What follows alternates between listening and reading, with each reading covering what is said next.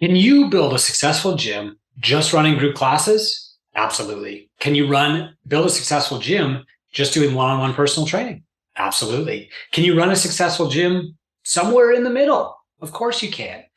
I'm Chris Cooper. This is Run a Profitable Gym. And today I want to show you some sample business models that actually work. Now, there are really infinite business models that can work. And at Two Brain, we're a mentorship practice. We don't exist to force one model on you. We want you to build a gym that you love to run. What a mentor is going to do is help you actually understand your metrics so you don't fall prey to the people out there telling you that if you just have 300 members, you're good. Or if you just do 50 members at semi-private, you're good. The reality is that you need to know your own metrics and you need to build a plan based off those metrics to be successful. That's what a mentor does with you. And one of the tools we use to do that is a profit and loss statement, a P&L. I'm going to show you one now. If you're not used to looking at financial documents, don't worry. It's really quick to be able to understand how this works, and I'll be talking you through it slowly. My goal is to show you that almost any model can work if you have the right number of members, paying the right membership rate, and you're keeping them long enough and keeping your expenses in control. I'm not here to tell you that the big group model is dead or the big group model is the winner. I'm definitely not here to tell you that one-on-one training is the answer or that you need to go all in on something else. What I am here to tell you is that you need to understand your numbers if you want to have control of your business and not fall prey to the people out there that want to sell you their model. This is a model profit and loss statement, and we share this with everybody in Two Brain, and mentors work to help gym owners understand this so that they can control their business forever. It's a standard accounting document. Your bookkeeper prepares this for you if you haven't seen it yourself. Your accountant needs to look at this at the end of the year, and it's a very important tool. When gyms come into Two Brain, quite often, here's what we find. Now, I'm going to use some basic averages that we've taken from our state of the industry data set. Every year, we collect data from thousands of gyms around the world. We compile that into a big report for you called the State of the Industry, and we just give it away for free. But what you do with that data is what's most important. And so what you do with it is you use that to build a more successful gym model for you. I'm going to give you a few examples of these. I'm going to show you what a few different clients at Two Brain have done. I'm going to start with their goal. Each one, in each case, their goal is to make $100,000 net owner benefit from their gym. That's what their gym pays them. They might take that as a salary. They might take that as profit, whatever. That's how much their gym pays them every year. That is the sign of a sustainable gym. It's not how many members you have. It's not how many coaches you employ. It's not whether you've got a 30-year lease or not. Your gym is sustainable if it is profitable. If you have a tiny little bit of profit, that's not sustainable. Break even is not sustainable.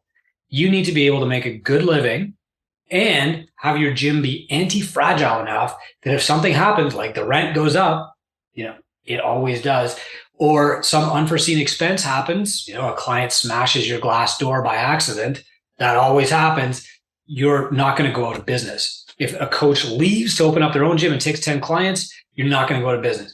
If, some other unforeseen thing happens, you can survive it. That's what we're after here. I also want you as a gym owner to be rewarded for the risk that you've taken, for the service that you've dedicated yourself to, and the lives that you've changed. And that's why we start off by giving you a goal of making $100,000 a year from your gym. You deserve it. Let's start with this. So this is your basic P&L. First, from the State of the Industry data, we know that the average micro gym has about 122 clients, paying on average about $119 a month. That's their kind of average rate. We know that they run about 32 classes a month, and they pay a coach about $22 an hour to run a class. Now, you can download our free guide, 5 ways to earn $100,000 from your gym. And you can see these broken down for you. And if you have your own P&L, you can play around with these numbers to fill it in for yourself. What this leads to, though, this model is about $14,000 in monthly revenue. Okay. Then if we break down your expenses, you'll see here's what's going out the door. Here's what the staff is earning, not very much.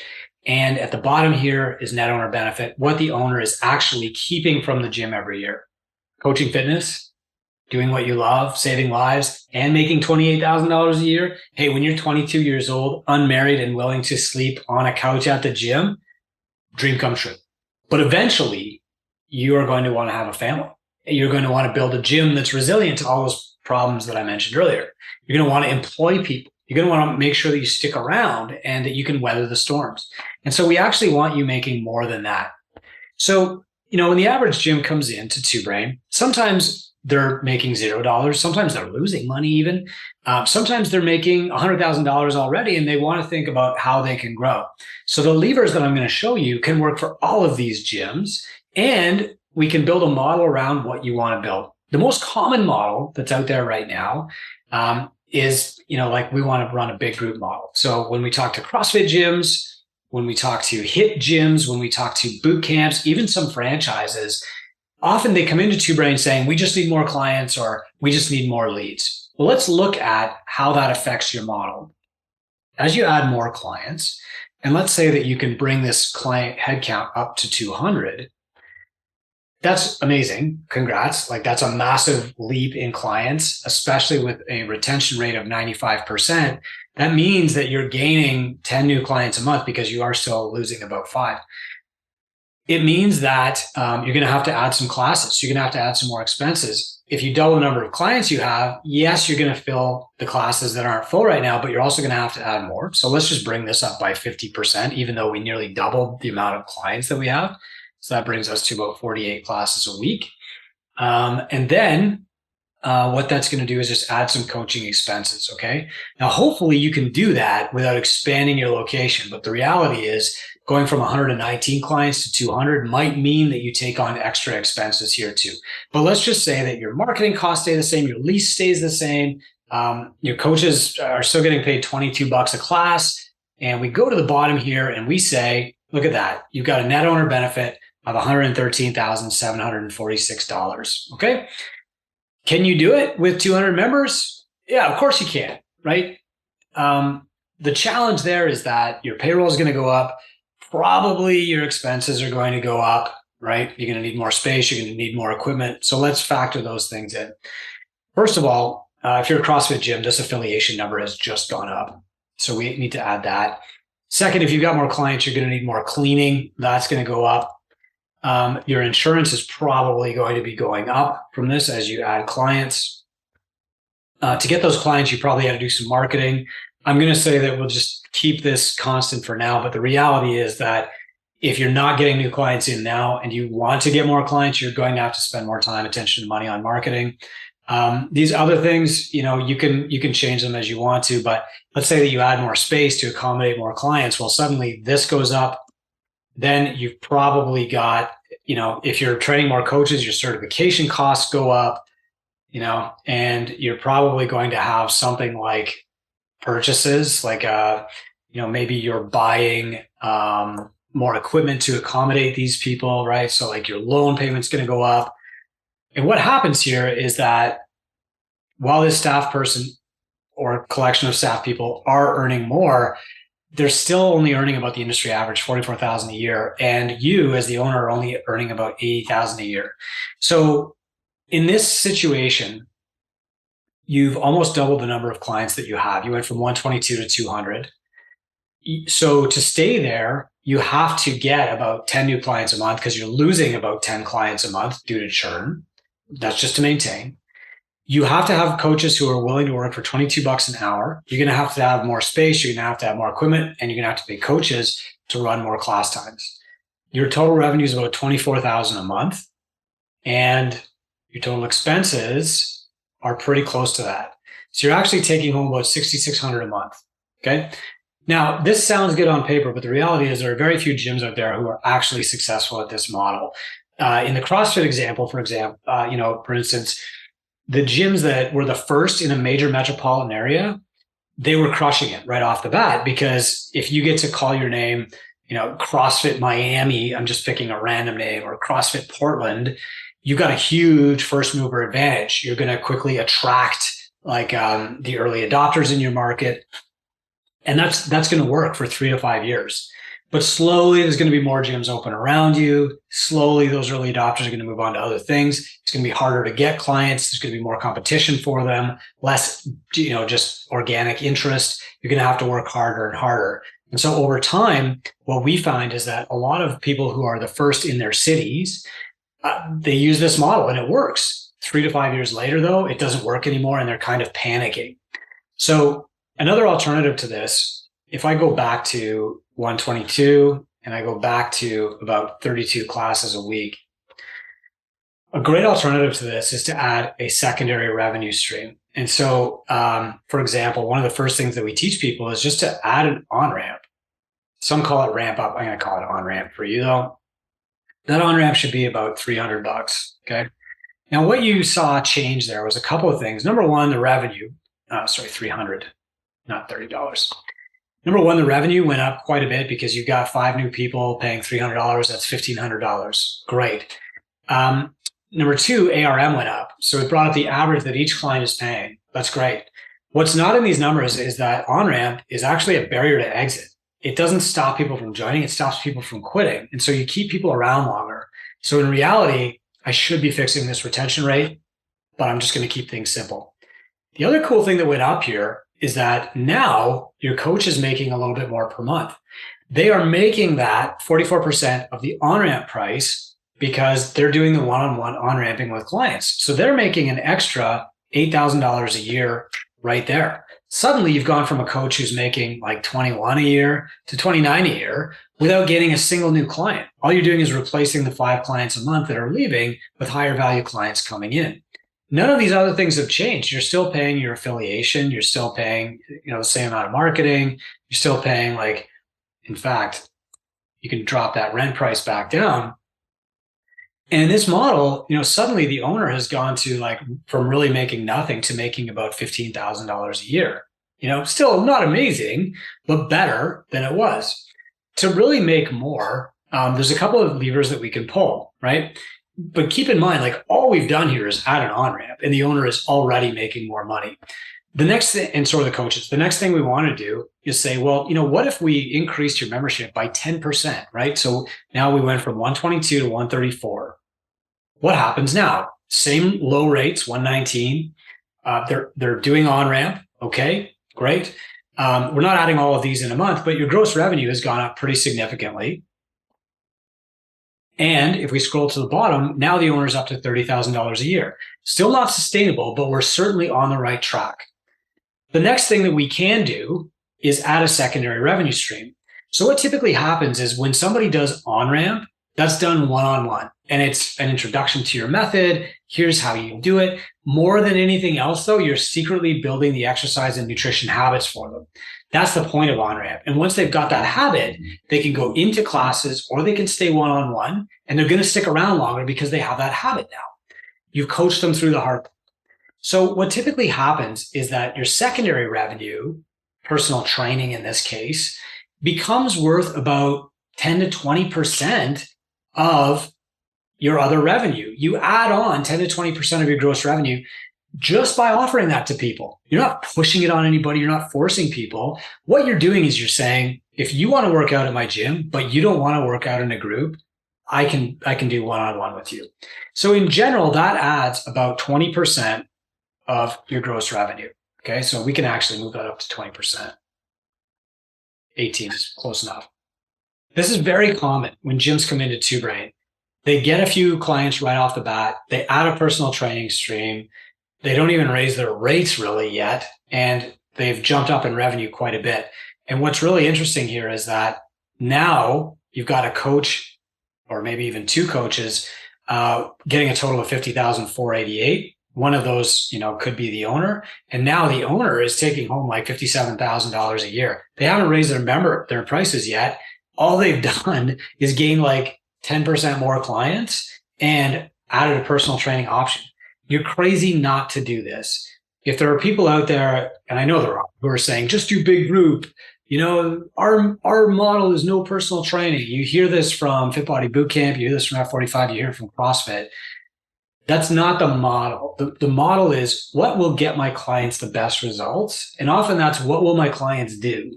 And so you build your coaching model around what your clients want instead of the traditions of the method or whatever. Okay. So that's one thing. The next thing that a lot of people do is they might add a tertiary revenue model. So this would be like they're going to add supplements or they're going to add retail. And this isn't big. It's usually going to be about $1,000 a month, And so they've got this third model. Actually, I guess it's going to be 2,000 in this case.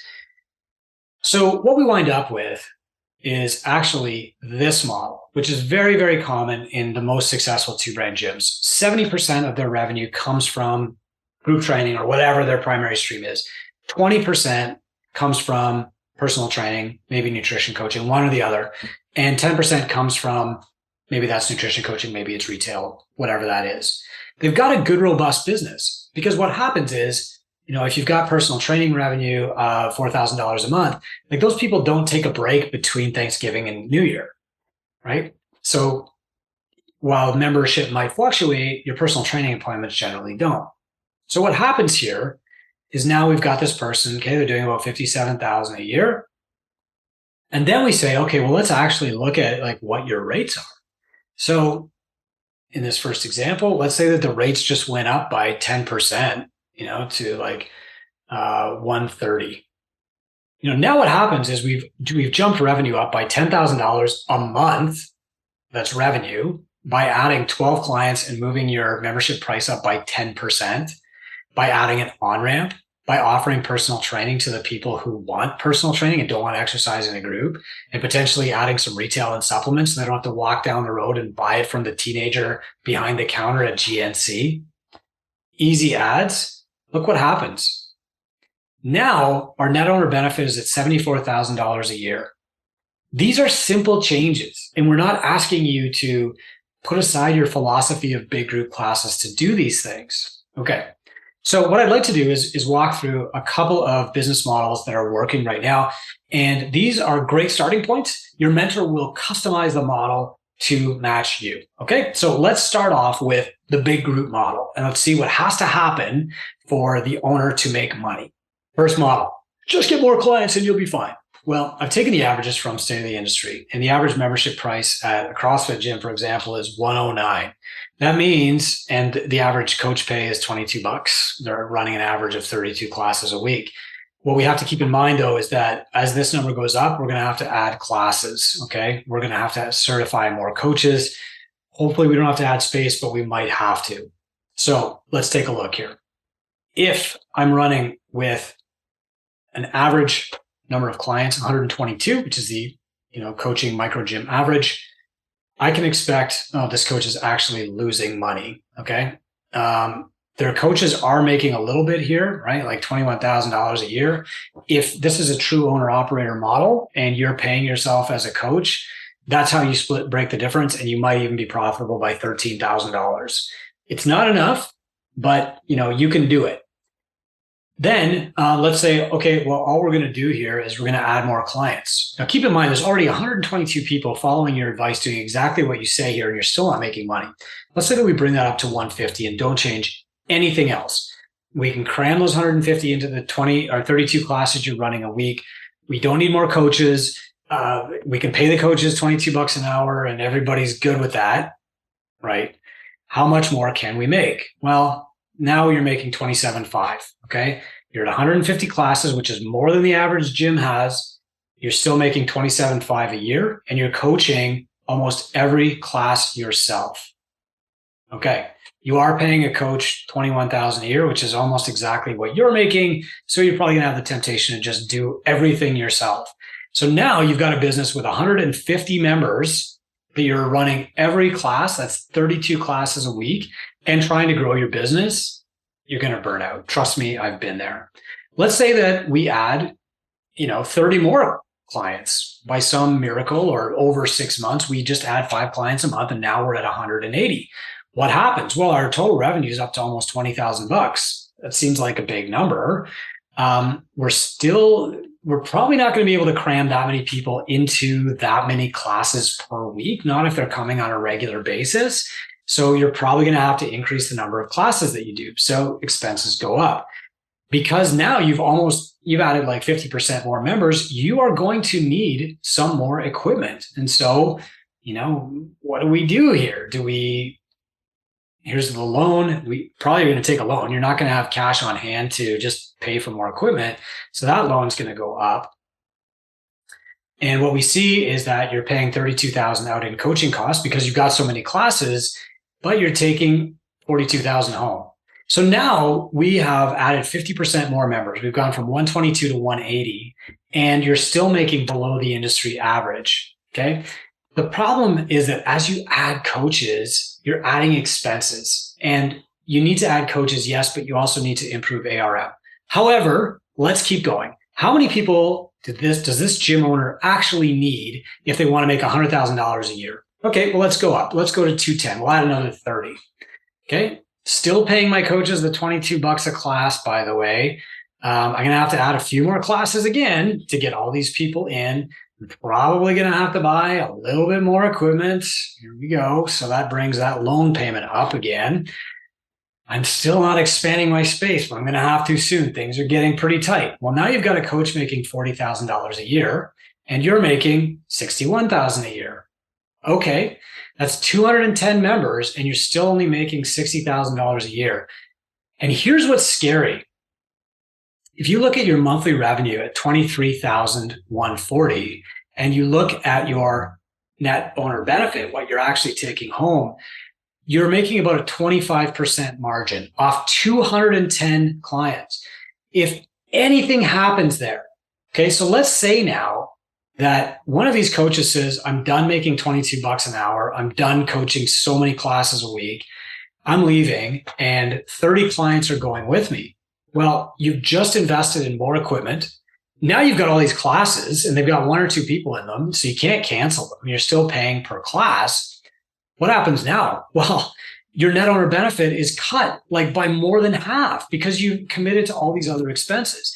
And this is what happens in that big group model a lot. You don't get to 300 and stay there. You get to 210 and drop to 180, or you get to 120 and you drop to 100. And this is the trap. So let's go back to the successful model. Let's say you've got 250 clients. Your average membership price is still only $109. You're still somehow managing to pay $22 a class, and you're still doing this on maybe 48 classes a week. You are crammed. Your lease hasn't gone up yet. You are going to have to buy more equipment. I guarantee it, but we'll keep it minimum. You got people sharing stuff. You got people exercising on the sidewalk. You haven't expanded yet. You haven't expanded your lease. Okay, well, what are we at? Finally, we're at 102. So the way that you make this work, using average numbers from across the entire world, across the entire industry, is you get 250 members. You get at least 25 new members every month, because at a 5% churn rate, you're losing 25 members every month. So you have to get 25 just to replace them. Nobody's doing an on-ramp, so your churn is high. You're asking coaches to work for $22 a class. You're not expanding, so everybody's crammed. And now, yes, you are taking home $102,000 per year. Okay, so this model can work. You can do it with 250 members, and there are gyms out there who are doing it. If, for example, they wanted to pay their coaches a little bit more because they've only got one coach who's barely full-time on this model. They have no general manager. The owner is coaching a bunch of the classes themselves. If you want to do more, you got to increase your rates. So the next model that I'm going to talk about is where we increase rates by a little bit, where we increase client headcount up to 150. We hire more staff and pay them better, but we don't increase our other expenses. So here's a gym owner who came into TwoBrain about 6 months ago. And right off the bat, they got some new members, which they were super stoked about. But before they even did that, they added an on-ramp program. So quickly, when they added that on-ramp, their revenue shot up to about 27,000. So from basically breaking even, potentially losing a little bit of money, now they're taking some money home. It's not enough, but it's a great start. The next thing that they did was they started adding clients. And so, we build and package an on-ramp to these clients, and then we start adding more clients. And so they started to climb up, and, within 2 months, they had 135. Now, a gain of 12 clients net doesn't seem like a lot, but when you can do that consistently month after month, and again, it's net clients, not like how many clients they gained. This also accounts for how many they lose. As you do that month after month, your business starts to snowball up. So, step one, added an on-ramp. Step 2, they started getting more clients. Well, look what happened. Suddenly they're making money.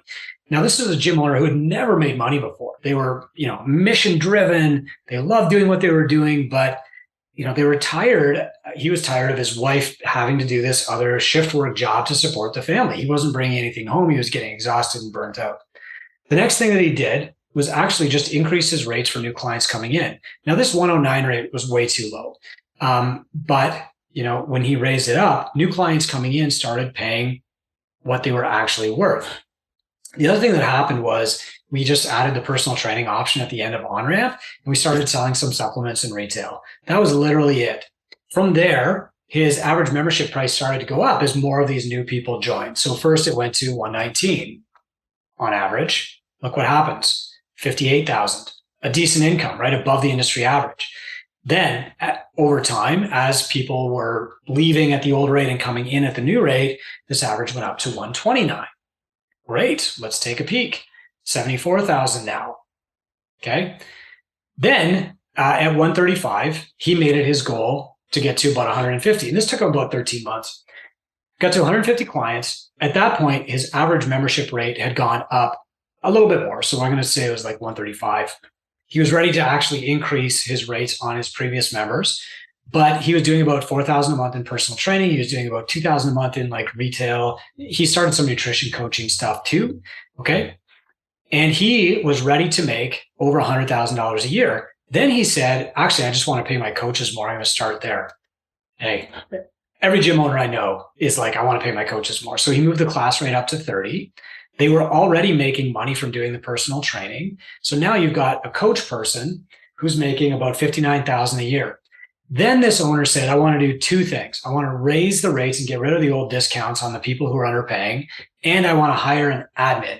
He did not like tracking his metrics. He was doing it, but he was not super thrilled about it. Okay. Notice that even through all of these changes, he did not have to increase his rent. He did not have to buy more equipment because while he is adding people, he's not increasing the number of classes that he's doing a week.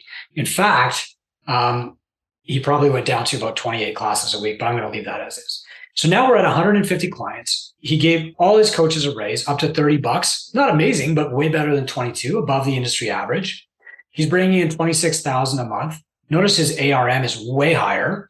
And his coach is making about $2,400 a month in classes, $2,400 a month in doing personal training, and taking home about $60,000 a year, way better than most owners are doing. And now this owner is right at $100K a year. Okay, well, now what? Well, now the owner says, I'm doing it. I'm kind of living my perfect day here. I want to buy back some of my time, but I don't want to stop coaching. I love coaching. So what I'm going to do is I'm going to hire like a CSM. And somebody that's going to do the billing, the stuff that I hate.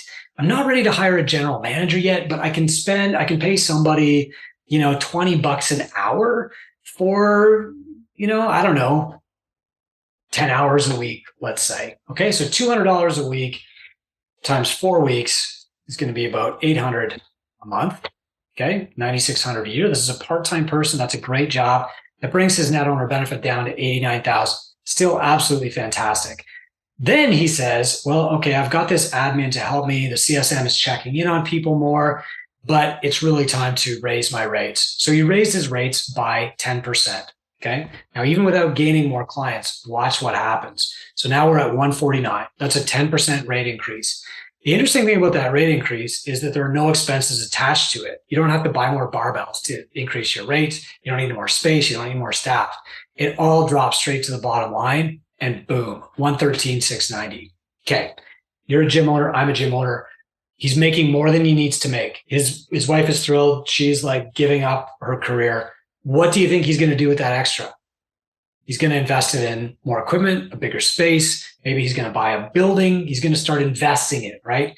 And that's what's really important here. So this second model was very simply get to 150 clients, paying just $150 a month, which is still low, by the way. Maintain his current retention rate. He didn't even fix that. Add an on-ramp, offer personal training to those who want it, offer nutrition coaching or supplements or retail to those who want that. pay his coaches even better. He gave them all a raise. He hired a CSM and admin to do his like bookkeeping and client check-ins for him. And he's still making this much money. Most gym owners that I know would say, let's go, let's double down, let's open another gym, let's buy a competitor, let's, invest in buying the building. And that's up to him.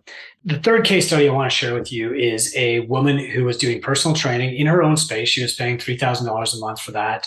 She was doing some pretty heavy marketing to get clients, but basically just like trusting an ad agency to do that for her because she didn't have time. And here's why. You'll see it. She got 50 personal training clients, and they were all doing 1 hour sessions with her. They were paying $70 a session and doing about one a week each because that's all she could fit them in for. She was not paying anybody to help her. So, like she was doing all these herself. And when she was coming in, she was only earning about $39,000 a year. Now that's not bad, but the reality is like that's a lot of work to earn that kind of money. And so her goals were twofold. Number one, she wanted to make more money to support her family. And number two, she wanted to work less. She thought she was working way too much. So the first thing that we did was we said, well, let's start by moving people into a semi-private or small group model. And so the approach that she took with her clients was, do you want to come twice as often for just a little bit more money? So instead of paying $280 a month, and by the way, she was selling these in packages of like 10 or 20 sessions. So some of these people were paying discounts. Some of them owed her money. Cash flow was a nightmare.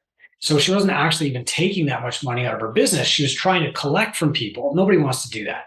So the first thing that we did was we moved to a semi-private model where people could come twice a week for $399.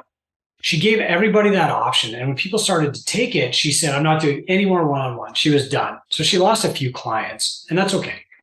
What you can see, though, is that her revenue per month went way up, and her take home actually increased quite a bit. It almost doubled, right? So now she's at $70,000 a year, almost $6,000 a month. Well, that's good. $70,000 a year is certainly better than 35, 39, but she's still working quite a bit. And so she said, well, now what do I do? Like, I'm coaching a little bit less because even when people are coming twice a week, there's 4 of them. So, it's like half as much, but I still don't want to coach all this amount. So what we said was, well, let's pay somebody to take 20 of those clients. And so, or maybe they're just going to do like 20 classes a week or whatever. You're going to have to pay them $50 for each one to do that. And so what that did was obviously it added, quite a bit of expenses to her, about $800 per month. And it brought her net owner benefit down to 60.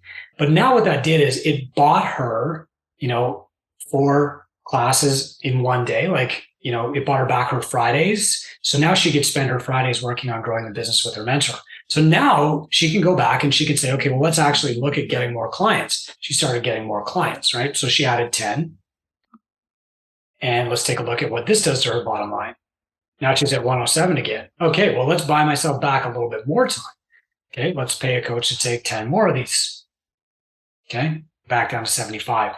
But this is how you ratchet things up. So first you improve your AR, right? And you improve your value to the client so that you can charge more. You do that by adding an on-ramp. In this case, she moved to semi-private. We've got different ways to do this. You could do it by adding a secondary service or whatever. Then you look at, do I have the time to actually grow my business? If you do, great, start adding clients. If you don't, then you have to buy some help.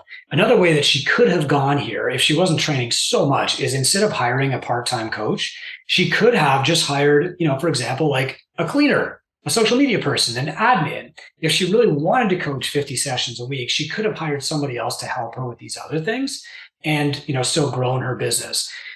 Anyway, here's the key. Look, there are a lot of ways to grow a business, but the way that you don't grow a business is by guessing, by just assuming that getting more members is going to get you more money, or by just saying, I don't care about the money, or by not paying attention to your metrics. Those are the things that shrink the business.